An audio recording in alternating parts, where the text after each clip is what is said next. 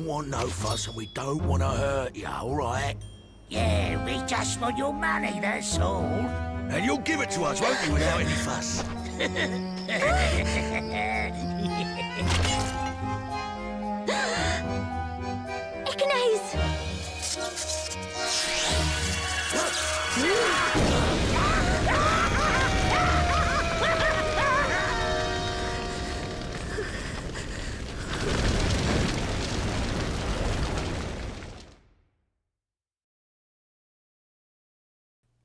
Hello, friends, and welcome back to playing Kiki 2 Professor Layton versus Phoenix Wright, Ace Attorney.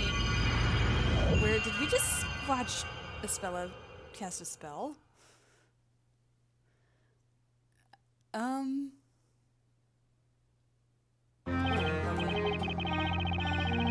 Okay, so last time we left off, Phoenix was called into court. I don't think he realizes who he is yet.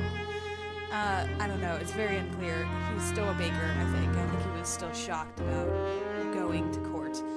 I guess we'll see. But he was called by Espella to represent her, so she must have had some kind of semblance of her mind whenever he defended her before, because I guess like she knows that he's a good lawyer. I don't know. That's my guess. I don't know, it was all really weird. But I think we just witnessed that story happen with the two companions getting burned up in flame. Was it her that said Ignace? It had to have been. She was the only one there, right? I guess we'll find out in this court case. Oh boy, it's like the Salem witch trials over here. Let's jump into it. What is this place? Lots of rats. The room is lit, but it still seems dark. The atmosphere feels heavy. Nick, what are we doing in a place like this? How should I know? We're just a couple of bakers, but I don't think they brought us here to make bread. Yikes. Is it me or is that guard staring daggers at us right now? Mr. Wright, Maya. Oh, Espella, sorry. Mr. Wright, Maya. I should have known. Espella, what exactly is going on? I'm sorry. I was the one who sent for you both. You sent for us? I'm being put on trial. Wait, what? What happened? I don't know. I just don't understand what's going on. I didn't do anything wrong. I couldn't possibly murder anyone. Murder? I beg you, Mr. Wright, please. I need your help. Just one more time. Huh? You need my help? What could I possibly do? Espella, I'm just a baker. The only thing I know about law is how not to get on the wrong side of it.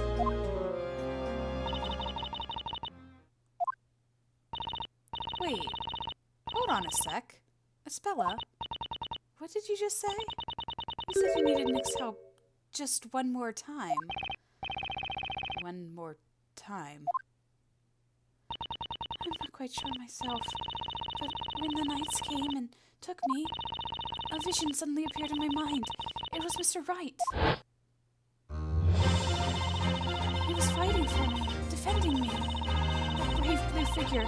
It was clear as day. I was fighting for you? Oh, I hope he snaps out of it soon. No way, that's impossible. I mean, it's like I already said. I'm just a baker.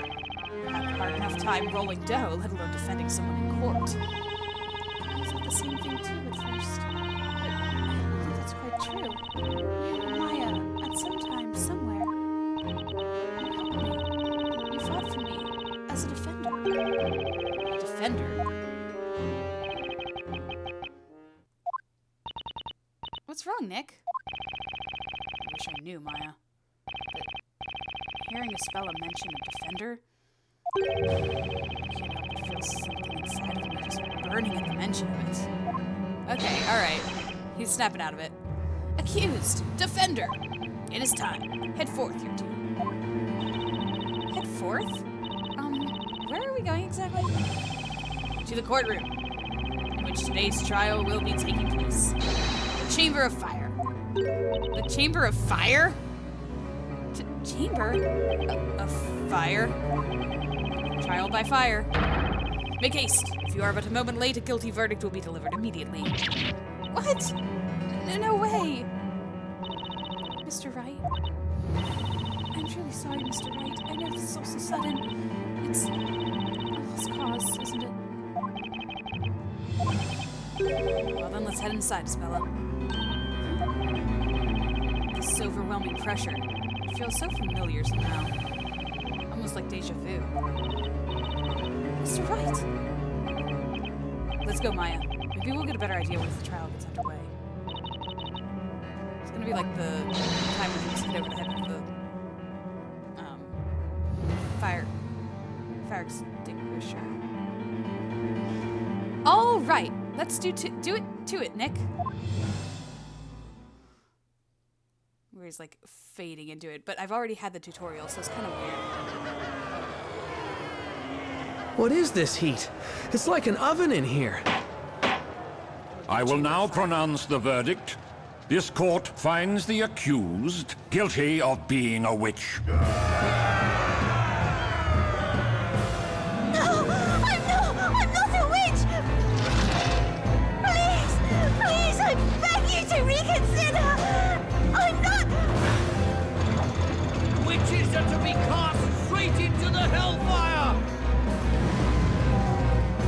What? No! So, this is the witch's court. Oh boy. So, how are you feeling, Nick? I've forgotten what this felt like up until now. Oh, he snapped out of it. Huh? The butterflies in my stomach, tension so thick you could slice it with a knife. All of these feelings. These are all feelings that I'm definitely familiar with. He leads a very anxious life, doesn't he? Anyway, we're here to fight for Espella and get her out of this place. That's right! The court is now in session for the trial of Espella Cantabella. Defender, Yes, Your Honor? yours is a face I've not seen in any past trials. But no matter. Start by stating your name, Defender. Yes, Your Honor. My name is Phoenix Wright, Ace Baker. Maybe he hasn't snapped out of it yet. A baker? I asked him to come, my lord. I want him to represent me. This court dictates that the accused is free to assign a defender of their choosing, my lord. Very well. At any rate, the result of this trial shall not change. I'm sorry? Are you saying that she's guilty from the start? That aside, I've not yet seen hide nor hair of the Inquisitor assigned to this trial. Inquisitor? Wait, does that mean Right. I should have noticed earlier. if the Inquisitor is late, does that mean that it's an automatic not guilty?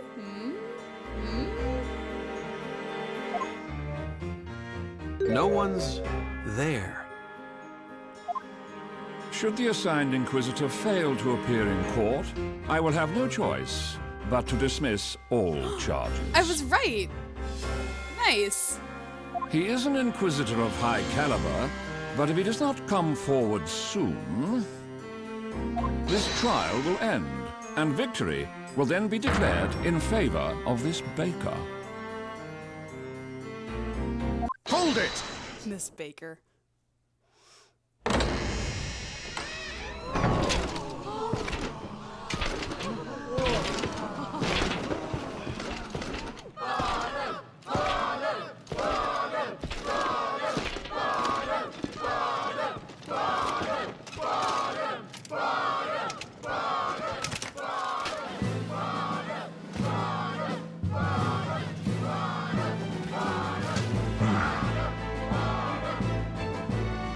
Well, we've heard about him. Knights of the Court, I have but one question for you both. Are you prepared to cross swords? This is fun. I, Inquisitor Zacharias Barnum, am indeed prepared to do battle, my lord.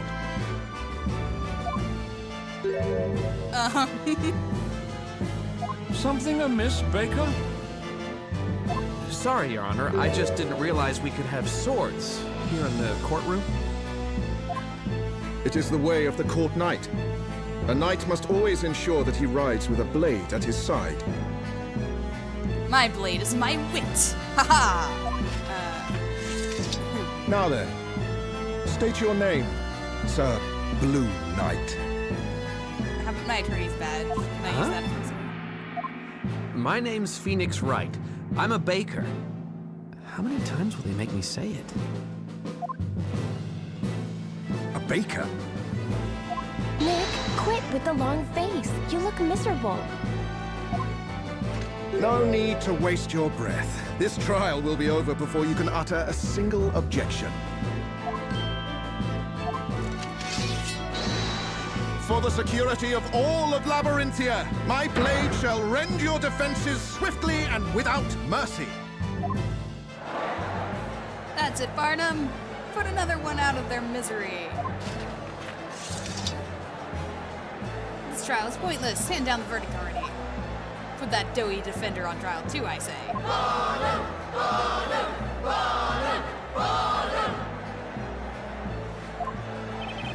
Oh boy. What's with all this excitement? I hardly think this was important. That doesn't seem very interesting at all, that's for sure. It's like they're all just hoping for a guilty verdict. Inquisitor Barnum, you may begin your opening statement. As you wish, my lord. First, let us begin by recounting the events leading up to the murder. Is that acceptable, Sir Apprentice Baker? As you wish. The murder occurred this very evening. Oh, I have a court record. I can see things. Oh, that's lovely. Cool. Yesterday there was heavy rainfall in the area. Eventually it gave way to sunshine, which came just in time for today's parade. Although a few hours after the parade ended, the rain set in once more. It must have been when Espella and the others were at the parade archive. It continued to rain until just before the incident, which took place on a small path leading to the market. The accused had been out doing some shopping at the market. She returned home on that very same path. And on that forest path, two rogues named Robs and Muggs are said to have accosted the accused. One could assume the accused simply acted in self-defense.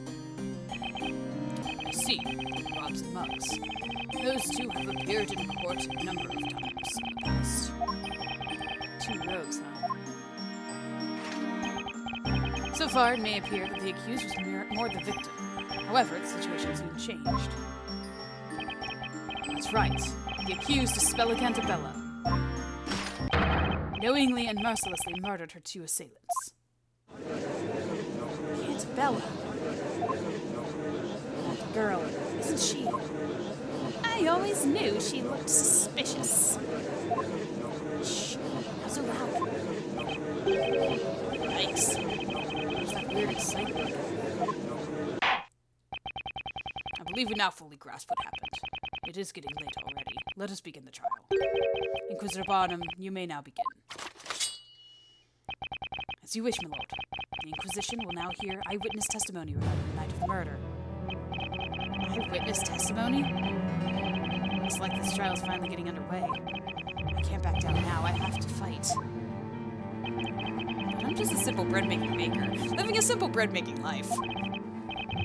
This situation is more twisted than a pretzel, and I'm smack in the middle of it. Go for a pretzel. All this bakery stuff. I'm really hungry for all of the bread now. But I have to do this to save Espella. Okay, let's see if I can untwist this testimony and put this thing to bed.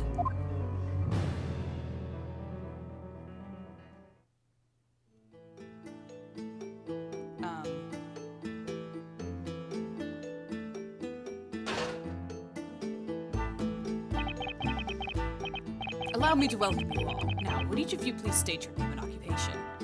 So I was mentioning that there's a gimmick here that was repeated in the Eastern Chronicles, and this is it.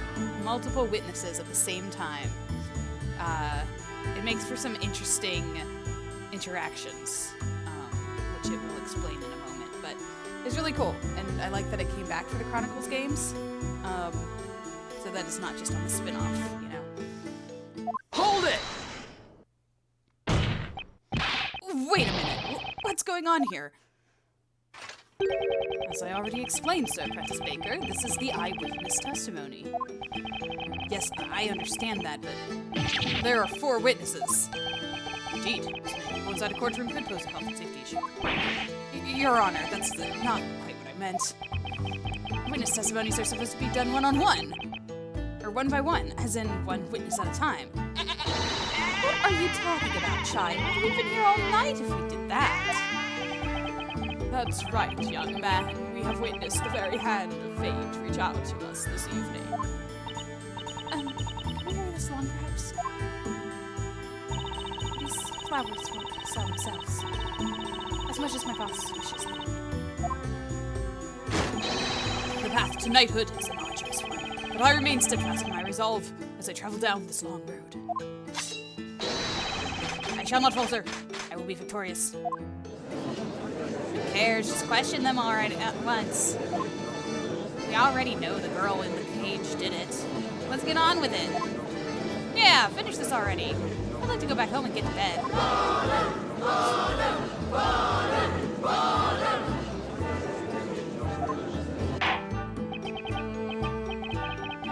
Witnesses. Again, state your name and occupations. I am known as Wordsmith. But what is a name? How doth one describe an occupation?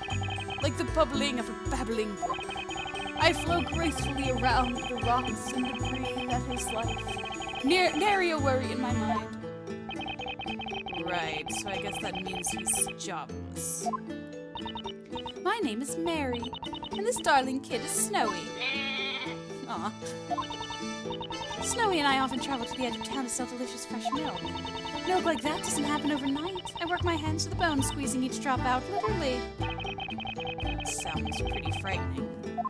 I'm Kira. I'm a flower seller. If you would all be so kind, feel free to purchase one of my beautiful flowers at any time during the trial. There's no way I'll sell them all by morning. Oh, the life of a flower girl is so hard. Okay, so this court is happening at night. It's like immediately after Espella was out and about. Yeesh, talk about a hard sell. My name is Nightle. I aim to join our town's order of knights. I study night and day, but I'm still a mere squire. Joining the Knights of the Inquisition is my life's ambition. And I, Nightle, will do whatever is necessary to join. So he's jobless too. Honorable witnesses, I ask that you show this court your best when delivering your testimonies.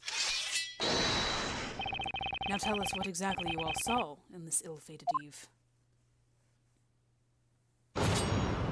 Alright, this is gonna be interesting. The delicious scent of mid-evening dinner permeated the air, and a soft light shone faintly in the distance. Is that supposed to tell me what time it was? Muggs grabbed the girl by the arm. It looked like he almost pushed her to the ground. I heard a faint voice cry out. The next moment, those 2 villainous men burst into flames. There's not a trace of fire to be seen in the area. Without a doubt, magic must have been used. Oh gosh. Magic. Sir Apprentice Baker, you may now begin your interrogation. I have but one piece of advice. I suggest you pay it heed. Do not waste the court's time by grilling these witnesses over irrelevant nonsense, Sir Apprentice Baker. Are you alright, Nick? They sure love calling you an Apprentice Baker, huh? I'll be honest with you, Maya. I have no idea how I'm feeling right now. But I know it's all up to me. As her defender, Espella's fate is in my hands. I have to believe in her, and I need to start believing in myself. can do this. I believe Espella is innocent, and I'll fight until the end to prove it. Yeah, that's the spirit. We can do this thing, Nick.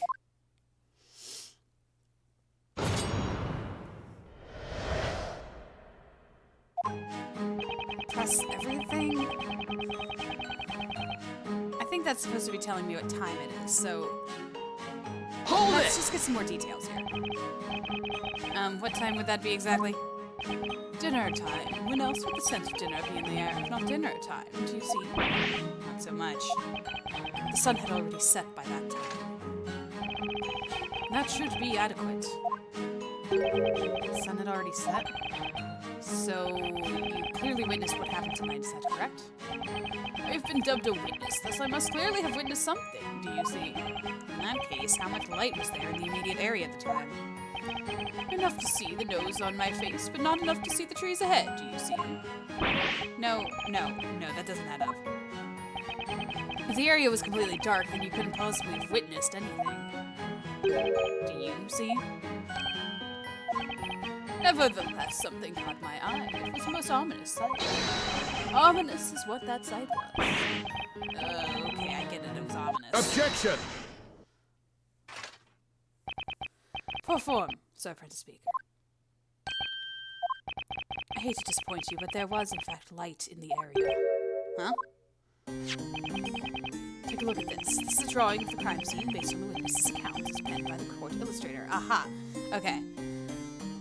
This is where I find the lamp that tells the other girl that there was fire around. The court illustrator? Never heard of that before. Look carefully. This shows what the scene looked like at the time of the murder.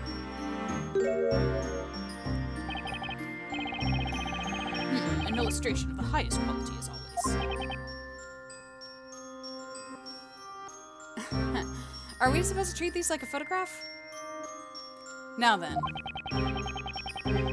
we've established that by the time the murder occurred, the sun had already set. And so, naturally, the defendant was carrying a firelit lantern, as we can see. A lantern. Eureka! Indeed! Yes, that's what I was saying earlier. There was a lantern, I say.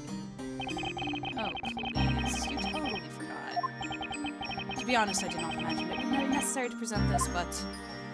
my lord, here's the lantern in question. This is what was responsible for the light illuminating the area. Very well, the court accepts this into evidence.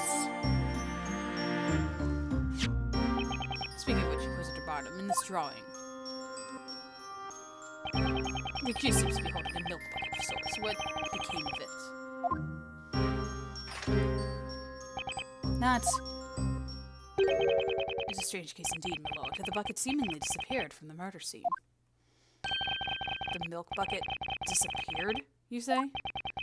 There has been talk of wolves living in the nearby forest. I just thought that they often make off with items they found on the ground. Great. Wolves that steal your stuff. Remind me to never set foot in that forest. This is great, Nick. We've got new evidence now. Yeah, I guess you're right. You know, Nick, you really don't look like just a normal run-of-the-mill baker. I'd say you're more like a somewhat articulate run-of-the-mill baker.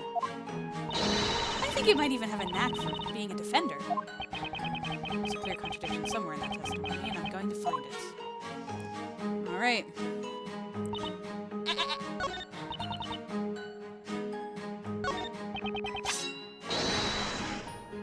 Oh, okay, it was this guy. I thought it was the girl, isn't it?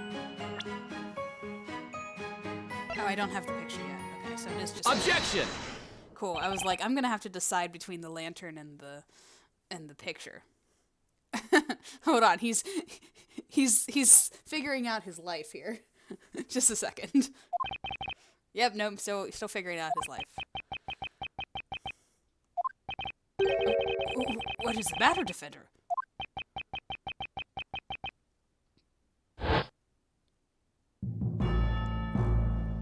Is he back? Is he back? What is this feeling? I just felt the urge to shout out. Right from the bottom of my lungs.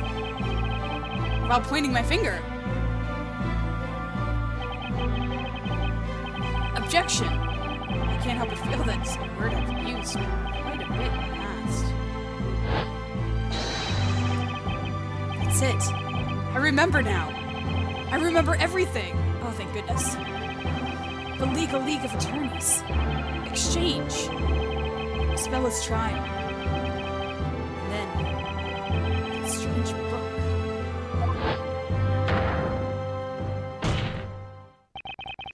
This feeling. I feel like I can take on the world. Witness! What's with the sudden pointing? I am a soon-to-be member of the Honorable Knights of the Inquisition. I accept your challenge. Have at you. You say that no fire was present at the scene of the crime, meaning the defendant must have used magic. Unfortunately for you, that is not the case. What do you mean, Sir Espella? What I mean is that the defendant was in fact carrying a lantern containing fire. Those two robes were actually burned by the flame that was inside the lantern. That is the only logical explanation.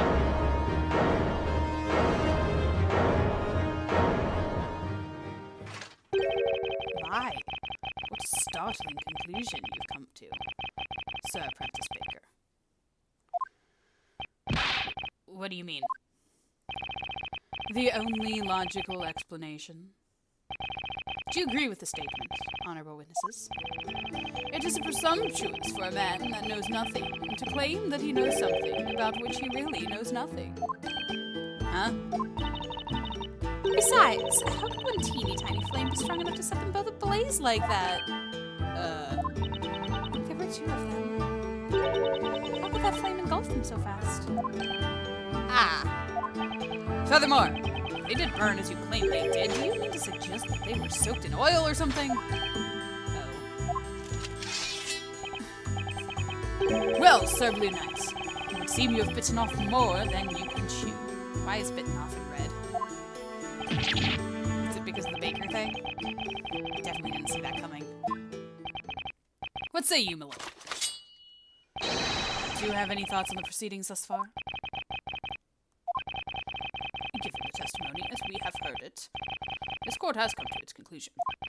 It was a truly gruesome and merciless act, an act for which only one thing can be held responsible. The nefarious crime of magic. Hold it! Wait just a second. Is there something you have forgotten to mention, Defender? Not exactly, Your Honor. It's just that, you just said magic.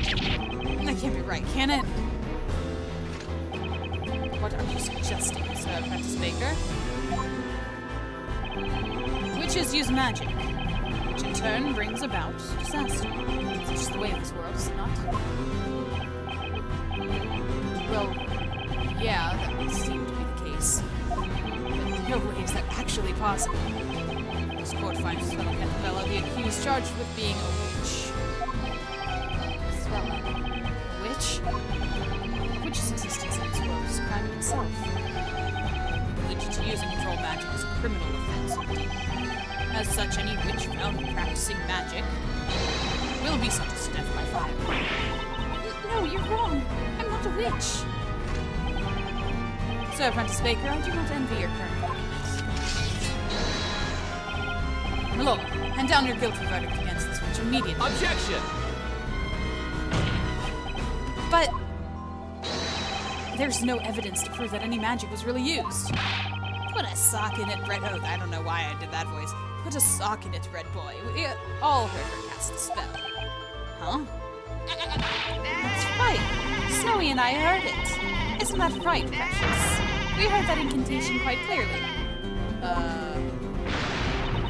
That frightening voice. There's no mistaking it. It was Espella's voice. Ah. These ears do not lie. Clearly heard an incantation was sinister. Ignaze it. Incantation? Ignaze?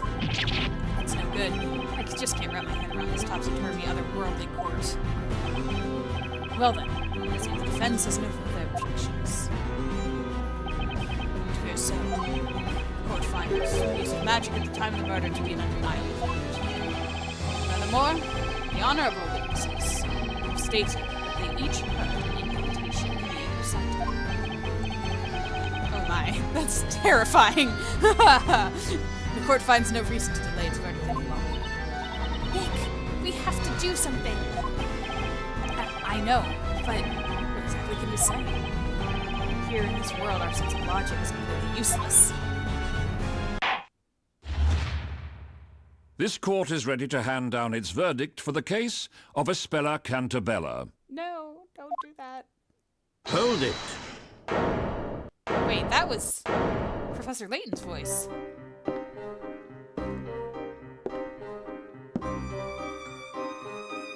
Your Honor, I request that the court hold its verdict a moment longer. What is the meaning of this intrusion? I have something I believe will be of use to the defense. A weapon of sorts. That's... Who needs a sword when you got a book? The Grand Grimoire. All of this world's magic is contained within its pages. Without it, this trial cannot reach a satisfactory conclusion. the Grand Grimoire. Well, hi there, friends. We meet again, Mr. Wright. Well, now it seems things are already afoot here. Although the real contest begins now. Are you fully prepared? So, are you here to help us? Of course! The professor always helps people in trouble. It is the duty of every gentleman. Right, Professor? Professor. There is a saying that I find quite useful in situations such as this. There is a time for words and a time for action. Right. You've been working as a baker in this town up until now, have you not? I must say, I'm a little mystified. I'd have expected you to be more familiar with this world and system of magic. Yeah, how can I put this? I guess that's not quite the full story. Is that so? I kinda had an epiphany just now. I remembered all sorts of things, like how I'm not actually a baker. And, well, magic can't really exist. Then it would seem I was correct about you, Mr. Wright. You are not, in fact, a citizen of this town. Is that correct? Right, at least it seems that way. However, for now, we have no option but to accept this world and its rules as a reality. Without first understanding those rules, I'm afraid you will not be able to save Miss Cantabella. But things like magic only exist in fairy tales and make-believe. I'm afraid, Mr. Wright, it would seem magic does in fact exist in this world. Such a truth cannot be denied. Indeed, that is why the Grand Grimoire is a weapon well-suited for this witch trial. At the moment, you are tantamount to a knight without a sword. I feel more like an attorney without a chance, actually. Right then, Mr. Wright. I'll explain how the Grand Grimoire works. Okay. Have a look at the touchscreen. There you'll see the Grand Grimoire button. Yay! Touching it will open the Grand Grimoire. Yay!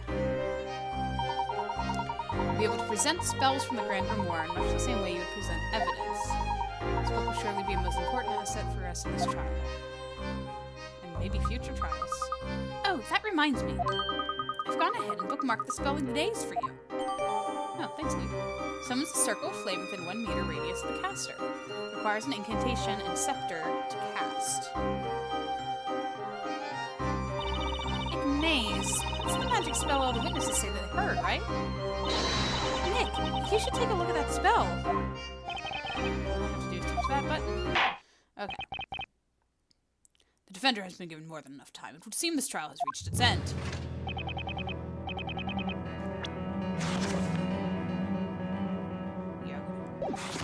Is that understood, Sir Prentice Baker?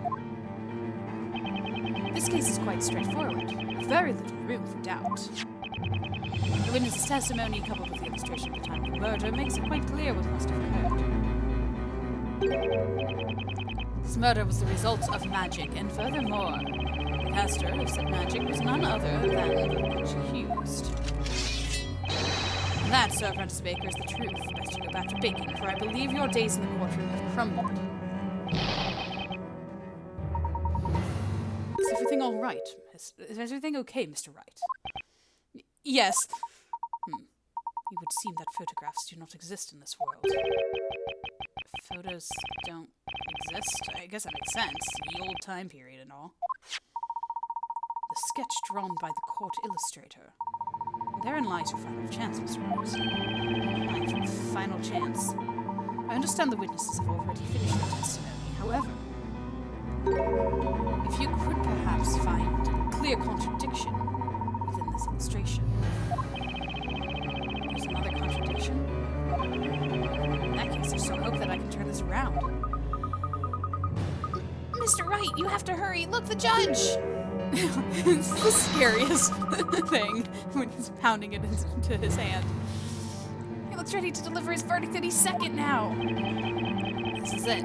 This is my last chance. What should I do? Point out the contradiction. Okay, I know what the contradiction is, I just don't know how to point it out. 1 second, Your Honor. The defense requests permission to have another look at the court illustration. I think there might be a contradiction in there. Objection! You are already out of time. All testimony and evidence given thus far had been proven to be accurate. Objection! I wouldn't be so sure, Mr. Department.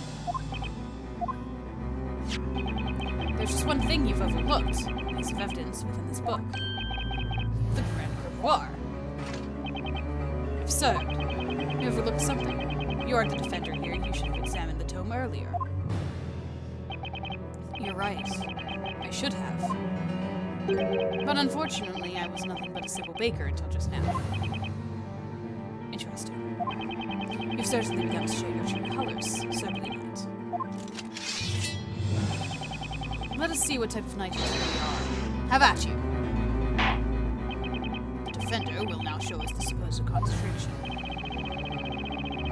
The court illustration of the Grand Grimoire. Somewhere there's a contradiction. Oh, somewhere there's a contradiction between these two, and I've got to find it. It's my last chance. Use the magnifying glass to locate and then reveal. Okay.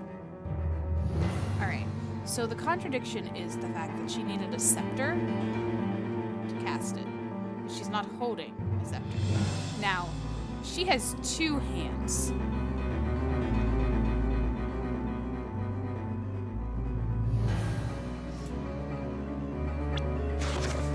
Oops. She has 2 hands, so hopefully presenting one of them. The contradiction is right here. The hand of the accused seems to be holding a lantern. What is your point? According to this tome, using the spell Ignaze requires the use of the witch's scepter, as well as an incantation. Isn't that right? Correct. For witches to use magic, they must be in possession of a witch's scepter, also known as Talia Magica. If that's the case, then there's one thing that doesn't add up. Take another look at Miss Cantabella's hands. Tell me, do you see the witch's scepter in either of her hands?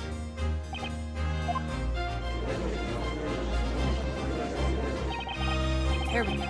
Let's see what that sort of mean now. You did it, Mr. Wright!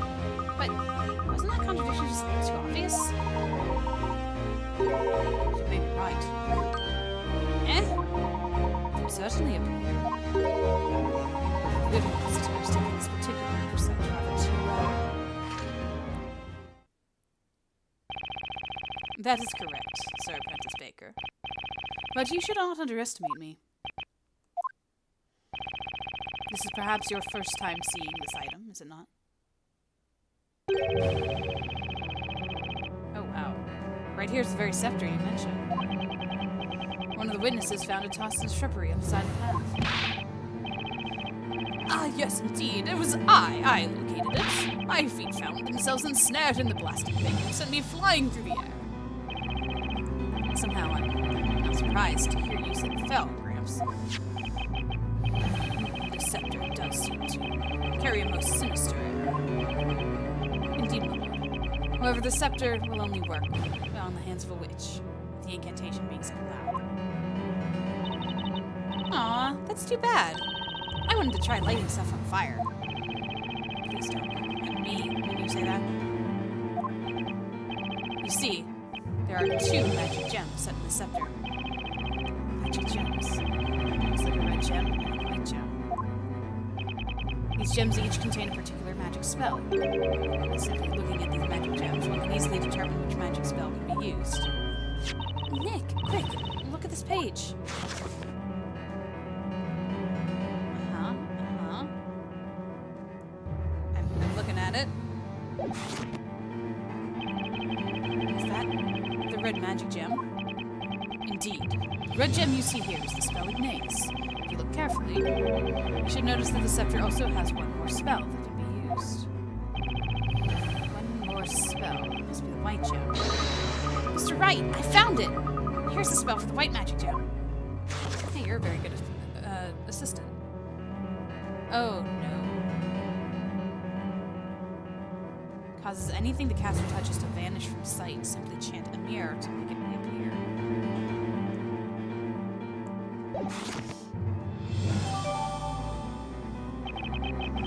Causes anything the caster touches to vanish from sight.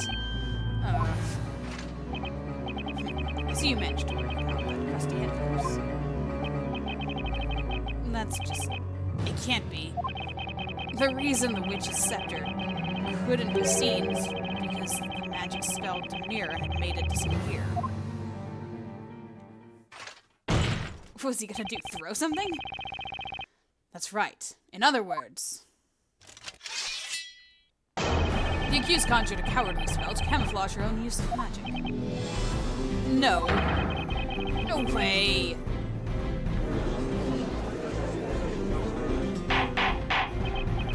Order. Order. Inquisitor Bottom, please submit the scepter to evidence. Objection! Hold on, please. Is there a problem, Sir Baker? Okay, I understand this is a witch's scepter. However, whether or not the scepter was in Miss Cantabella's possession has not yet been proven. What are you talking about, Sir Apprentice Baker? Isn't it obvious? We're talking about fingerprints.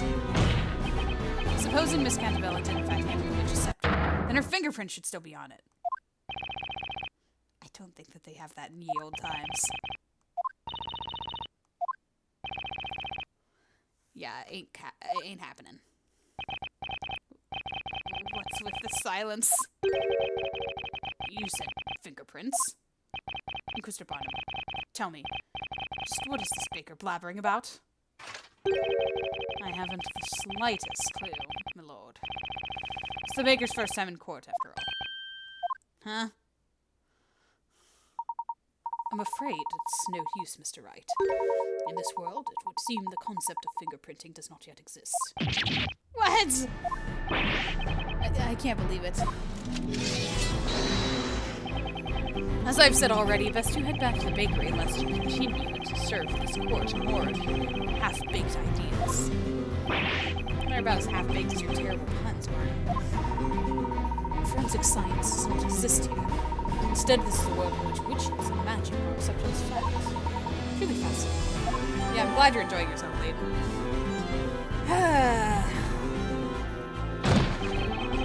What the heck? There are just way too many things I don't know about this world. Mr. Wright, I believe you may be able to take these things you don't know, use them to your advantage. Huh? The Inquisition believes there is no room for debate on this matter. The accused clearly attempted to conceal her magic. Look next time, Sir Apprentice Baker. You may have your next loaf, but not leave such a bitter taste in our mouths. Now then, Lord, I think it's time. I ask that you render your unwavering verdict. Objection!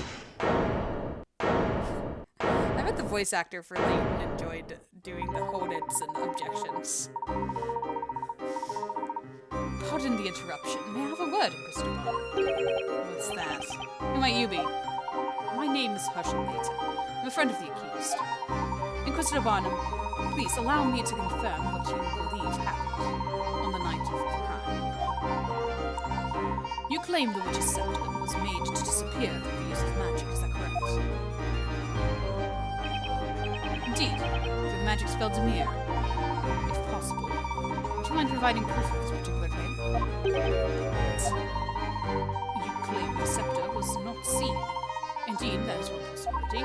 However, a wise man must always consider every possibility. What say you, Mr. Barnum? Can the Inquisition fulfill the request presented by the gentleman with the unusual hat? The Inquisition cannot honor this request for proof.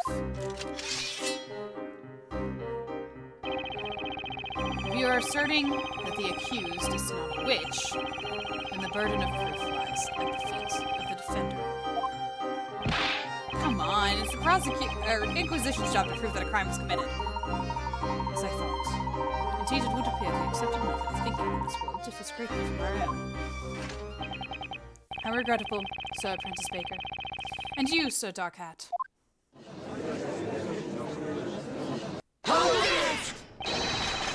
Inquisitor Barnum, sir, should you require it, I stand ready to lend my testimony. Would anyone care to purchase any pre-testimony flowers? I've got a lovely array of bewitching lilies. Snowy and I will not be dismissed so easily. We came here to expose the identity of this witch. Isn't that right, precious? A witch's scepter, you say? Yes, I know of such a scepter. Allow me to elucidate the matter. What do you think, Inquisitor Barnum? Your witnesses appear to have something to say on the subject. Very well. Most honorable witnesses, I grant your request to testify once more. Tell the court all you know regarding this Telia Magica. Well, we've somehow managed to keep the trial going. I owe you one, Sir Dark Hat. Please, Mr. Wright. Mr. Layton will suffice for the time being. Sometimes it's just under his breath and sometimes it's thoughts, and you can never know the difference. When I saw her, the witch was carrying a large milk bucket in one hand and a lantern in the other. The girl had the lantern hanging from her wrist. Her hand was contorted in a strange way. I got a good look at her hand, and it looked for certain she was gripping something. The witch was holding a scepter in her right hand. She did not drop it once before she was apprehended. And yet she dropped the lantern? I see. The accused hand was contorted in a strange way. I do believe this is quite an important piece of testimony. I saw it. I most certainly saw it. She was holding an invisible scepter. We saw it too. It's the girl up there, without a doubt. Ah, yes, well. The old eyes don't see as well as they once did. But I witnessed the hazy, blurry form of the accused quite clearly. Yeah, I mean, she dropped this.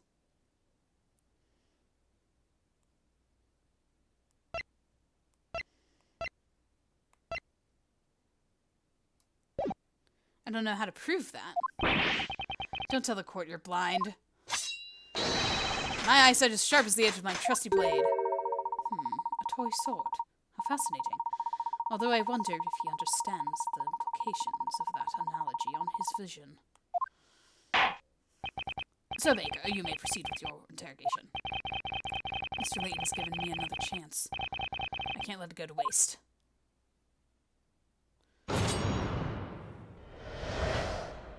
Okay. Lantern in the other. Had the lantern hanging from her wrist.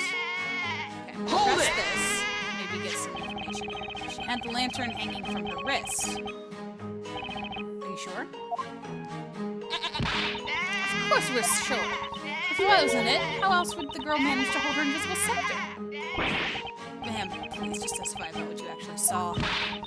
We just said that's what we saw. Isn't that right, Snowy? Indeed, a handle as wide as this could be easily hung from the accused's small wrist. Yes, that's what we were telling you. Isn't that right, Mummy's little snowball? That's no good. They're all bent on assuming that Espella was holding that scepter. It seems it may be best not to pursue this particular line of questioning any further. Well, that's just super.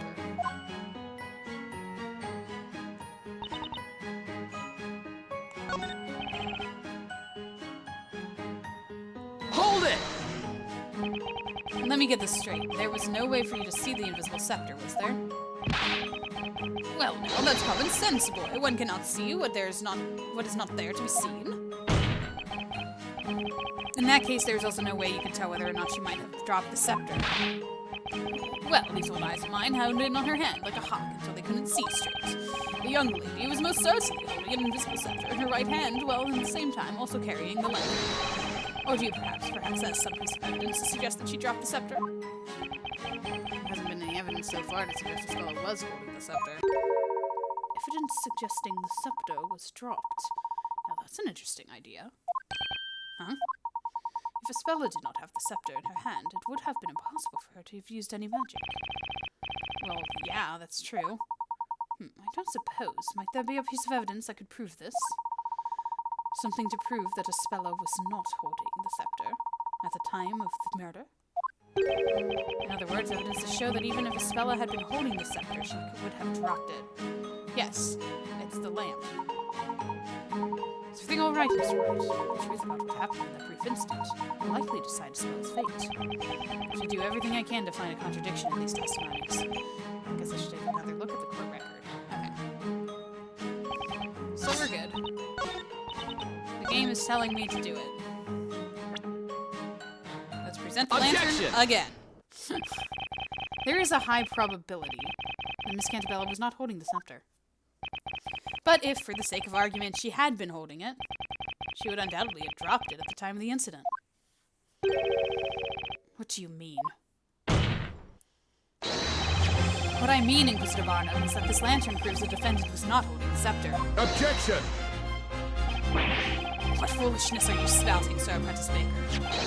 The lantern's handle is around the accused's wrist. Objection! Meaning, she could have held the scepter. I'm afraid that's not the problem here, Inquisitor Barnum. The problem is with the broken glass and the mud plastered all over it. What? The rain had ended just as the murder was taking place. That would make the path fairly muddy. Would you agree? When the thieves grabbed Miss Cantabella by the arm, the lantern must have fallen into the mud. The what? Fell into the mud? Why, of course. That makes sense.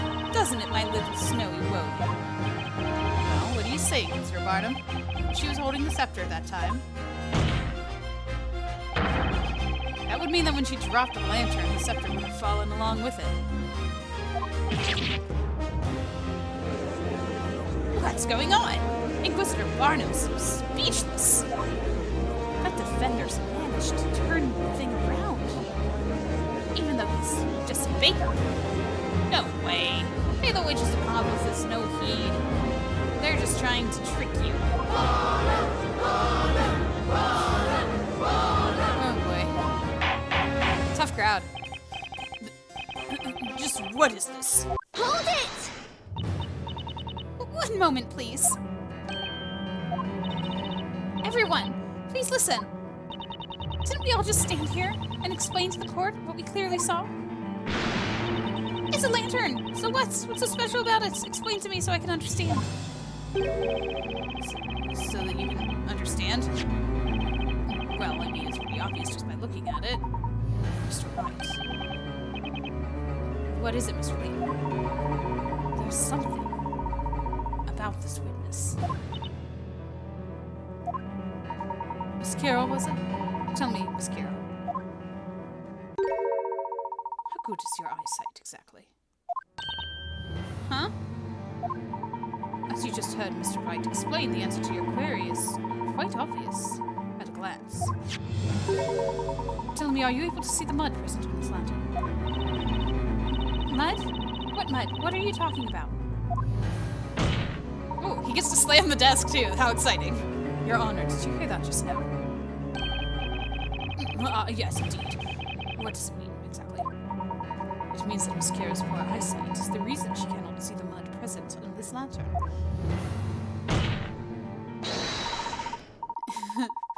In other words, the validity of Miss Kira's testimony is questionable at best.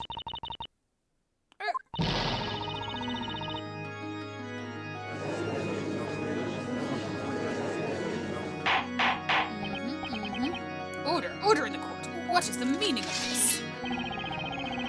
What say you in your defense, witness? I highly recommend you give us nothing but the truth. I'm sorry, Inquisitor Varnum. It's true, I need to wear glasses. All the time, in fact. You need to wear glasses. Aha! Now that you mention it, I did notice something odd about you today. Oh, I thought you looked familiar. Gone is the mist that clouded my mind. In its place, clarity. Fair maiden, a pair of spectacles are as valuable as a shield to a knight. Make haste, procure another pair. Now then, Miss Kira, tell me, at the time of the incident, were you wearing your glasses? No, I was not wearing them. The truth is, I lost my glasses a couple of days ago. Lost them? So her glasses were missing during the time of the incident. Mr. Wright, may I recommend that you keep note of this fact? Prove useful later. Got it. She lost them a few days before the incident. I'm like to believe there's nothing left to prove on this matter. At the time of the murder, the accused did not have a witch's scepter in her possession. Seems to be the case here. Hold it! Wait just a moment, Stein, I have much more left to say. That's right. My trusty sword of justice shall cut through this witch's treacherous lies. I may have lost my glasses, but I haven't lost my will to testify. She just eat her flower. Eureka, I remember now. Old age is a way of sneaking up on me. I'm sure you must understand. Yeah, I understand. I understand you're all completely ridiculous. It would seem we have not yet arrived at a clear-cut verdict. Witnesses, you may once again begin to testify to the court. Tell us about the scepter and how it was used in the detestable display of witchcraft that you witnessed tonight.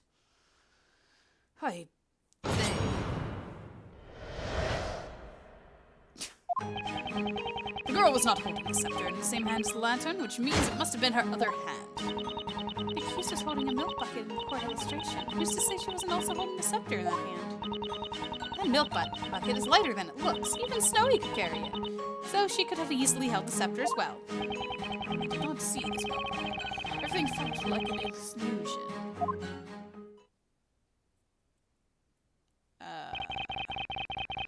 The scepter was in her other hand, you say? Indeed, such a proposal is feasible. Sir Baker? Yes, Your Honor? It's the strangest thing. The longer this trial goes on, the more you begin to resemble a legitimate defender. Huh? Gee, thanks, Judge. Well, no matter. Defender, you may begin your interrogation. Milord.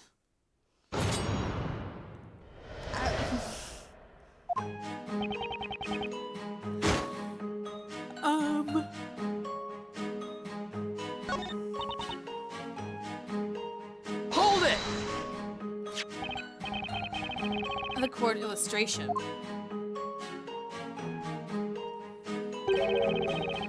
That's right. Judging by the sketch alone, it does look possible for her to have held the scepter. Does it? However, if you actually try holding that thing, you'll notice just how thick it is. No way she could have been holding it. Objection! That is nothing more than mere speculation. You cannot say for certain that she was unable to hold it. You say speculation, I say it's a fact. There's just no way Espella could have been holding that thing. As expected, this testimony is filled with nothing but assumptions and conjecture. Mr. Layton?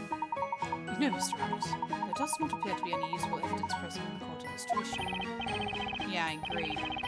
It does look that way. The milk bucket ended up disappearing from the theme. Could that actually be an important piece of evidence in itself?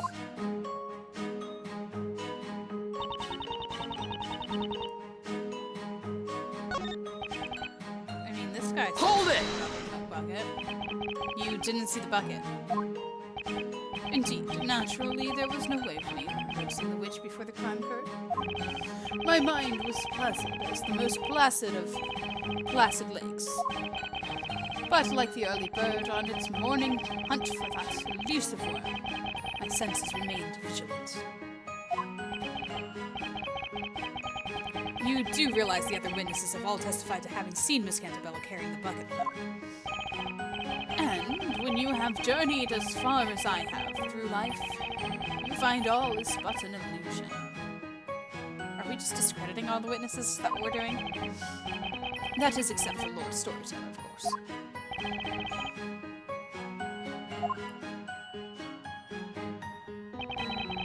The witnesses' testimonies are relying on pure speculation this time. That means there has to be a hole in there somewhere. You've got Inquisitor Barnum sweating bullets in that armor of his. I'd say he's about ready to throw it all off. I'm not even going to begin to tell you what's wrong with that statement.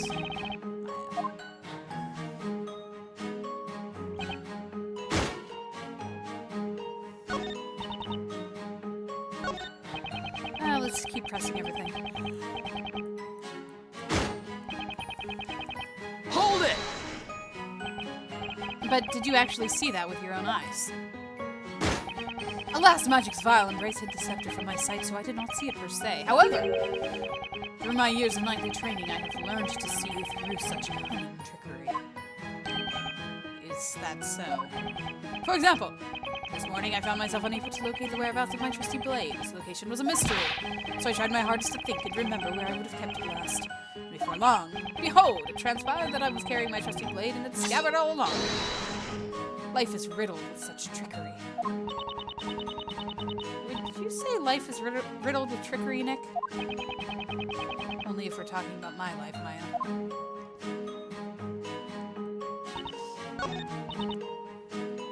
Hold it! Just 1 second, Miss Mary. What is it now? Snowy and I don't have all night to. Come on then, not with it. I just have one question regarding your testimony. How exactly did you know that the bucket Miss Cantabella was carrying was light enough for Snowy to carry? Huh? Well, you see, the girl always uses the same bucket wherever she comes to buy milk from us. Naturally, I would have seen that bucket countless times before. You've seen it countless times before. That doesn't answer my question. You specifically said the bucket was lighter than it looks. Ms. Mary, at some point tonight, you must have held that bucket yourself. Now then, please enlighten us as to exactly when you got your hands on the bucket. Wait, what?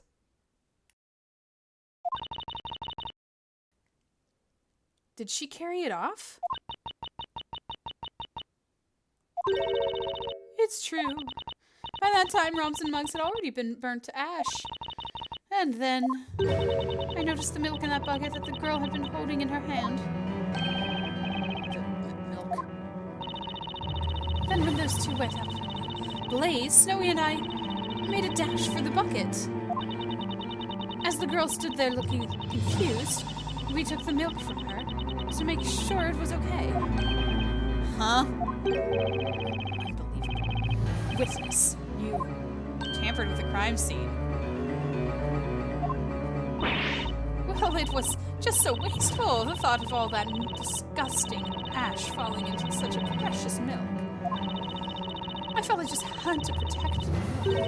So I took the bucket back to the farm with me. Madam, do you mean to tell the court that you took evidence from the crime scene back home with you? That explains why we were unable to locate the milk bucket at the scene. Oh my! You're scaring poor Snowy. Here, I brought the bucket with me. See? I didn't even tamper with the milk. I'm sure you didn't. Wait, that's not the same bucket. The court shall accept this milk bucket as evidence. That doesn't look the same. As if that's one more piece of evidence for us. The gentleman with the impressive beard proceeded with his testimony.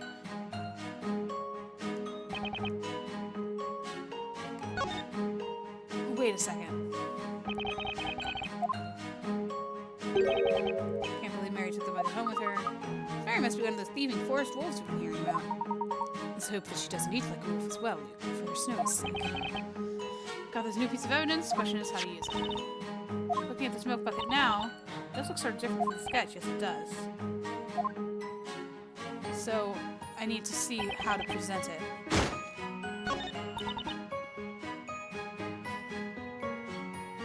Because in the sketch, it's like a rope. Objection! So she's the one who mentioned the sketch, so I figured that that was the one to do. All of your testimonies have come to the same conclusion.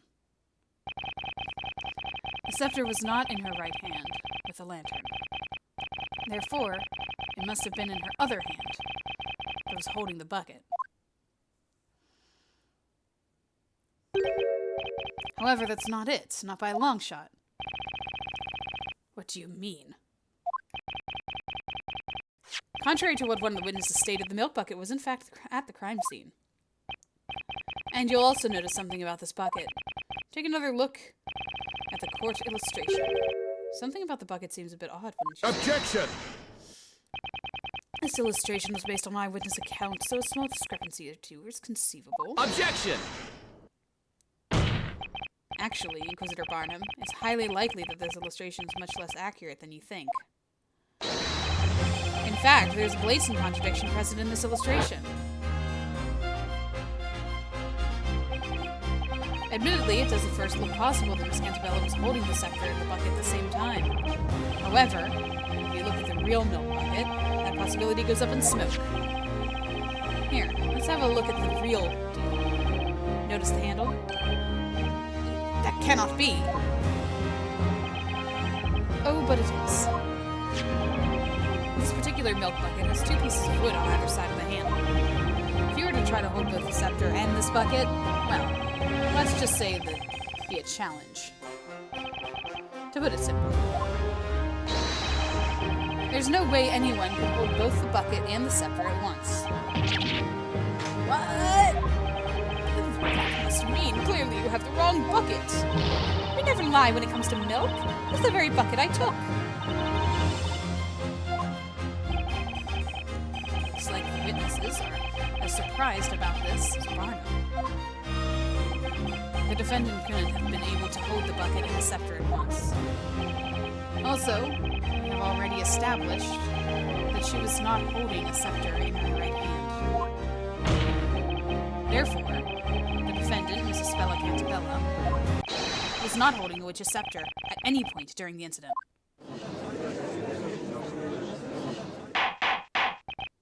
Order! Order! I said order.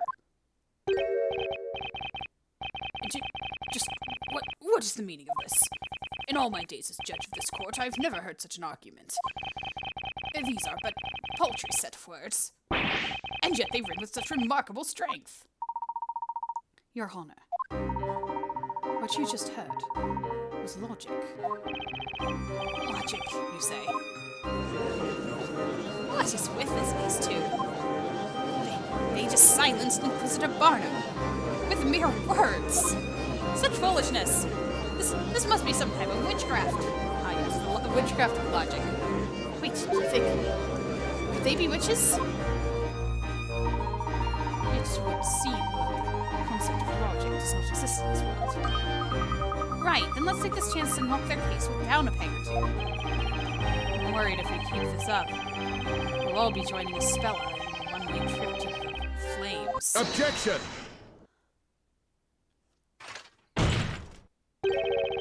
Most intriguing.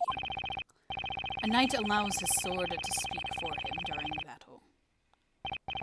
You've spoken with a sword of words. So be it. I too shall wield such blade. What do you mean? Sir Blue Knight, there appears to be a hole in this logic of yours. A hole? According to the earlier testimony, it was believed that the accused had the lantern hanging from her wrist by the handle. However, she supposedly dropped it, hence it being covered in blood. That's right. While that may be true, it does not necessarily mean the accused was therefore unable to use magic. It's merely a question of when She dropped the witch's scepter. What do you mean, Mr. Wright? It's very simple, my lord. The accused, while first holding the lantern and the witch's scepter, cast her magic. Then, she dropped both the lantern and the scepter. Ah. The witch's scepter was dropped after the spell was cast. Of course, yes, that must be it. What say you, Sir Blue Knight? That is but a taste of the knightly knowledge of the Inquisition. Wow! Sir Barnum cut through that baker's witchery like a hot knife through butter. Exemplary! I expected nothing less from the hand of Barnum. Ooh, to be able to shake that powerful hand someday.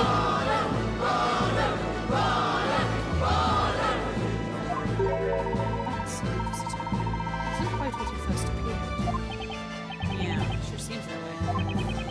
Just a moment ago, it seemed like he'd never even heard of electrical bane. Now he's suddenly using it against us. This guy is no joke, that's for sure. Now then, Most Honorable Witnesses, I ask that you lend us your aid once more.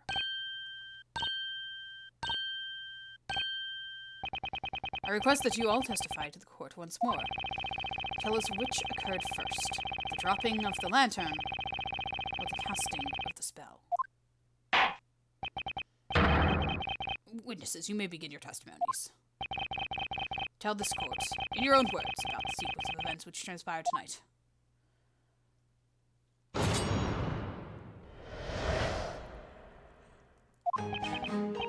Of course, the lantern fell to the ground after the incantation of Ignace. Sploosh! I'm as sure as snowy as white. I made certain to keep my eyes peeled on that milk bucket after all. Besides, how can you be sure the lantern fell just because there's no mud on it? These eyes do not lie. I saw the lantern in the accused hands when the incantation was uttered. I doubt that. Figures, their testimonies are all over the place now. These full testimonies. They're most interesting. The witnesses all saw the same thing, and yet people's memories are evidently quite fickle. They'll never be truly reliable source. Well then, Professor, with enough poking and prodding, I bet we can really cause their testimonies to crumble. Of course, we need to exploit their fickle memories to turn this thing around. We've got this, Nick. We'll press them so hard, they won't even remember what they had for breakfast. I can't even remember what I had for breakfast. Now, Sir Baker, you may begin your interrogation.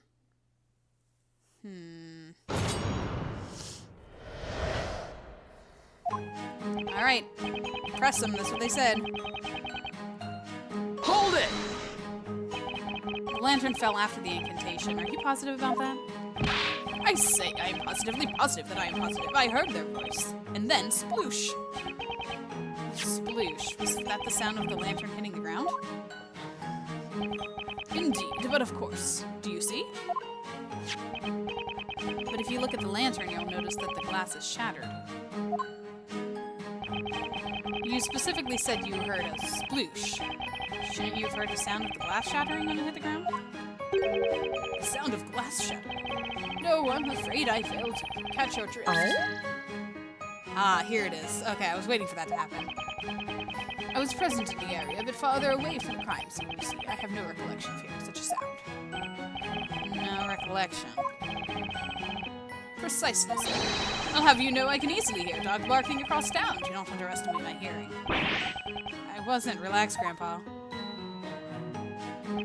There's nothing of interest in this testimony. Will the witness go with the goat please proceed with her testimony? Huh? Oh, right. You mean us. You startled us, didn't he, Snowy? Are we going to talk about what just happened there?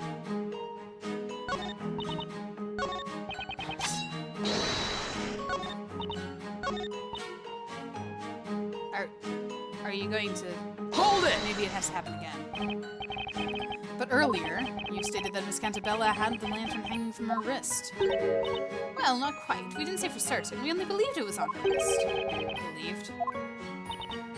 Yes, precisely. You know how you sniff milk when you're not quite sure if it's gone bad? And then your nose is assaulted by that foul odor that you weren't expecting? Well, it's a bit like that. Heed my words, madam. Do not make a habit of stealing for your own safety. We said we're sorry. Please, it was all Snowy's fault. Oh, brother. Anyway, we can confidently say that we both saw the milk bucket, right, Precious? And as for the lantern, falling, we don't know much about that. Do we now, Snookums?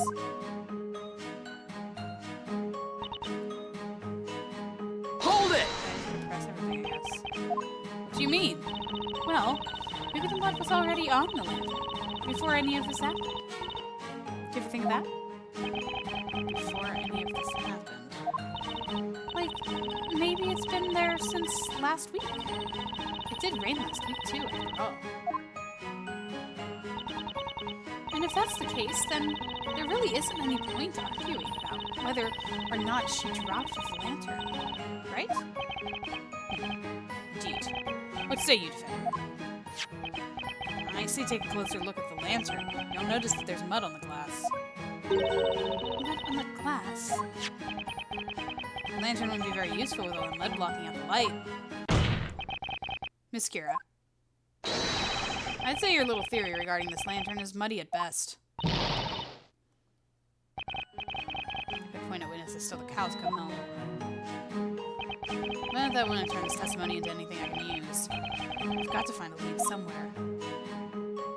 They've got to point out the fact that he responded. Hold it! Because the witnesses respond to each other. And that's the gimmick here. This is important. Are you sure you really saw that lantern? You are but a petty baker, are you not? It is not your place to be telling me what is important. There is but one thing of importance. Ridding this town of its witches quickly as possible. Objection! Hardly. I'd say this is far more important. What? We're trying to find out the truth here. How absurd. The girl's a witch, I say, a witch. I would stake my entrance in the Knights Inquisition on it. Listen well, whelp. Yes, Sir Barnum. Many young men within the ranks of the knighthood share your level of passion. However, you let your ambition completely blind you, the same way that Muddy Lantern leaves one blind and helpless in the dark. What? This guy. Yes, indeed. I would say he's quite the tough motivator. What do you think, Nick? Do you notice anything fishy? Yeah, possibly. I think there may be something I can use. Really? Wow! I didn't hear anything special. There's definitely something out of place about that one witness's testimony. Because the other person said something about, or thought something about it? It was something I haven't noticed from any of the other witnesses so far. Which appears to me to sound something, Mr. Ross. For witness cross-examination, this is something I've never done before. But then, maybe there's another way I should be tackling this. I believe it is worth trusting that intuition, Mr. Wright. Okay, got it. Alright, let's try pressing that old man one more time. Okay. Press! Hold it!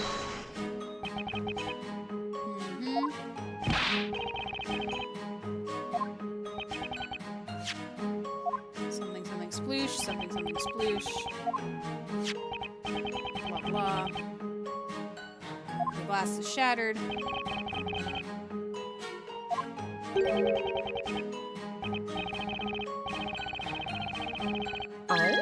There it is.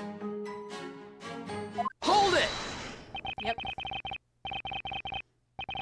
There it is. Right there. I knew I heard something strange. But old Greybeard didn't say anything weird. Maya, it's not the old guy that said something weird. It's the person next to him. next to him? Ah, look there, Professor! The goat lady. She looks really deep in thought. It would seem she's noticed something odd in this elderly gentleman's testimony. Elderly gentleman. That's how Layton refers to him. Phoenix was just like, oh yeah, I have to press that old guy again.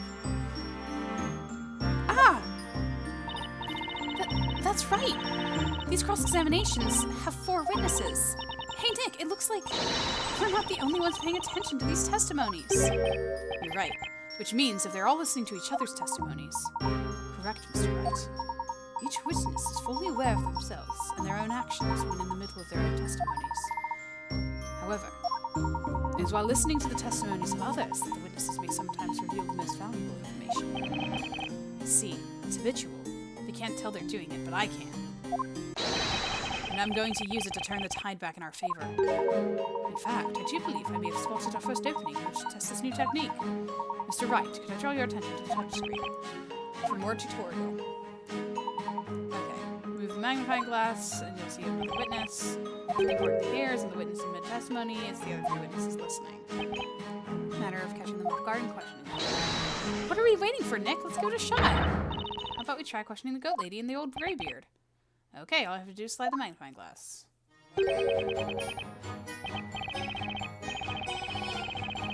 Oh? Hang on!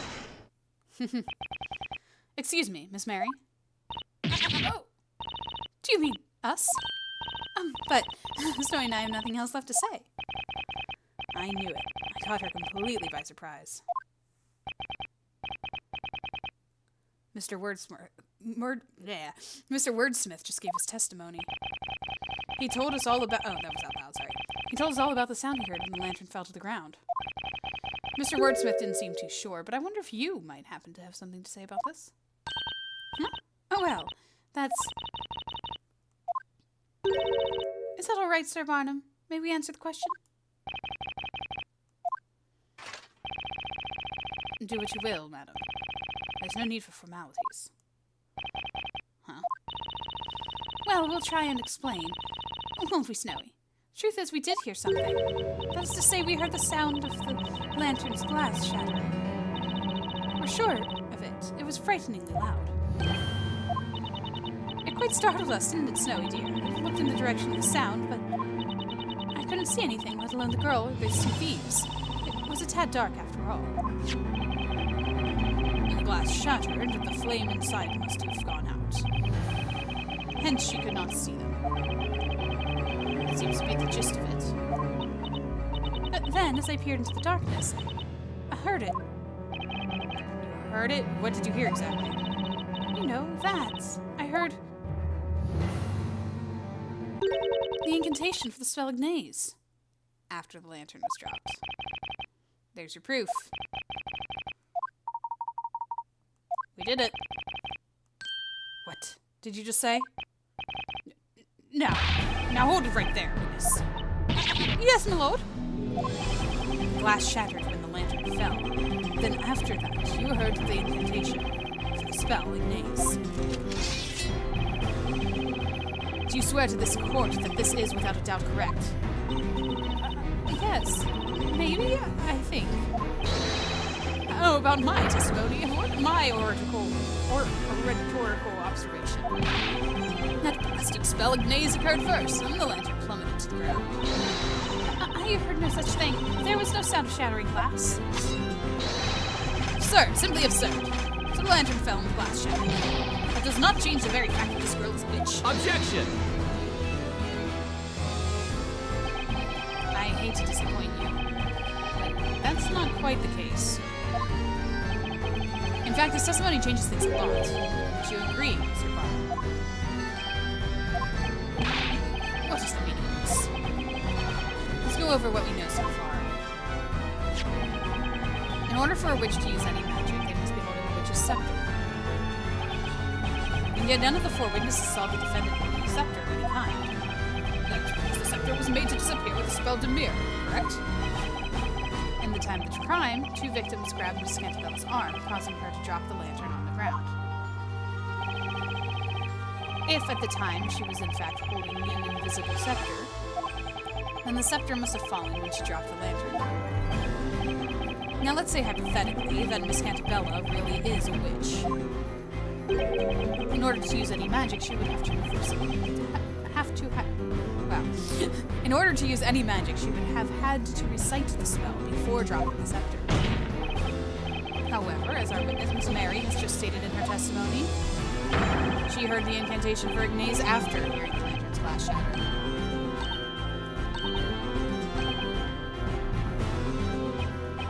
You do all understand what that means, don't you? It means that Miss Cantabella, the supposed witch you've locked up, could not possibly have cast any magic. Therefore, the defendant, Espella Cantabella, is clearly in no way, shape, or form a witch.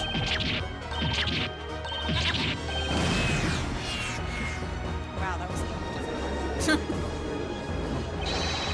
Such frivolity. Do you realize what you're insinuating? Do you really think she's not a witch? Such nonsense. Did any of you ever listen to my testimony? We did. But you're wrong. There's no glass shattering. Are you calling me a liar, Missy? You couldn't even see the blood on the lantern when it was plain as day. What ridiculous claims, all of you. Oh, hush. Take your little toy sword and go back to playing pretend, Sir Knight. He really charges up that punch.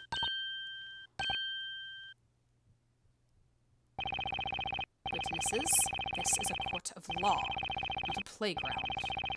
Must I remind you of the importance of these proceedings? Witches and their magic threaten our fair town of Labyrinthia. Your words here today could decide the fate of every single citizen within our walls. Do you understand? As such, I expect each of you to take your role seriously and testify honestly about what you saw.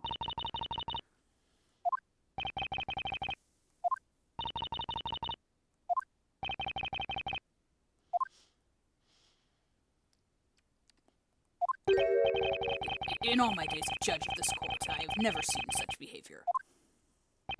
Behavior that leaves a cloud of doubt over the credibility of each of your testimonies. Indeed, my lord. Quite a miserable set of witnesses, this lot. I see. It would appear this trial has come to a sudden halt. Huh? So that must mean... Quite right. It means you've won this trial, Mr. Wright. You've won? I can hardly believe the situation we have found ourselves in.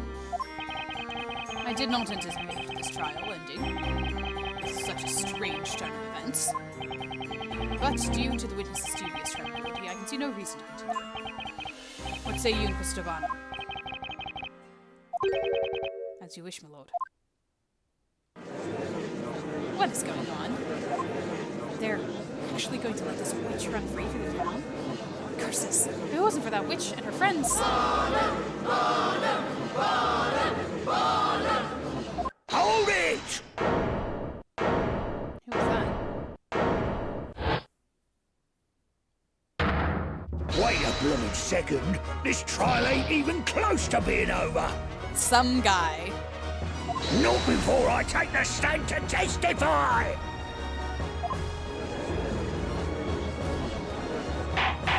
Order! Order! Who is this buffoon? Behold! Who am I, you ask? He's some Who guy. am I? Why? I'm the man that's gonna single-handedly save this trial on the fifth witness! Say what? What? Even Barnum didn't see this one coming. Just as I thought! This trial was going down the drain before I got here. Okay, you lot, assemble! We need a strategy meeting ASAP! I say, who are you? Thank goodness you showed up. We can't give up now, everyone. Let's come down to this. To arms, everyone. We shall do battle against the baker and that hat seller. I can't believe this. What the heck is going on? Truly fascinating. Seems a new witness has taken the stand. What's more, appears to be quite a formidable witness. We'll make you all twice the outcome again. I guess. And this trial is still far from over.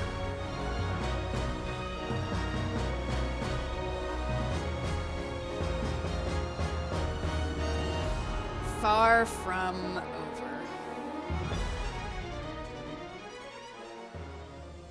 Well, you know, if it ended now, it would have been too easy, right? Especially compared to the previous one. Yeah, here we go. Everything is winding up, getting a little bit more intense here, if it wasn't already intense after seeing that the accused witch drop into the fire. Things are serious here.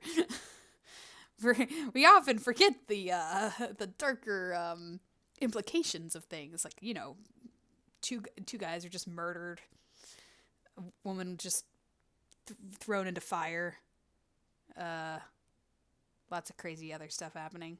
So yeah, next time we will hopefully finish the trial. I think that all of the trials in this game are just two-parters. I don't think it goes much longer than that, so it should be good to go after the next one. So we'll see what happens next, and well, I'll talk to you guys then.